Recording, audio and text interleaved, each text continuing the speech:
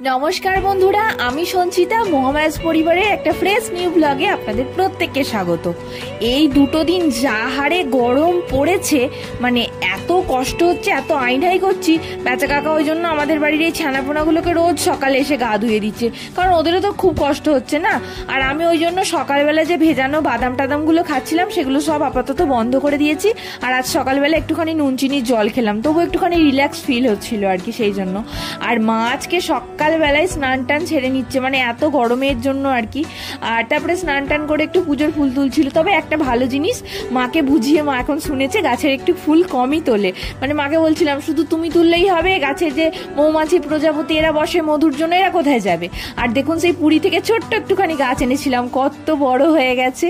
আর এই গাছটাও না আমার একটা বন্ধু আমায় দিয়েছিল, এটা অনেকটা বড় হয়ে গেছে। তবে আর একটা কালেকশন বাকি আছে, সেটা করে নিলেই আমার এই ধরনের মানে গাছের কালেকশনটা পূর্ণ হয়ে যাবে। আর এই গরমে কুকুরগুলো দেখুন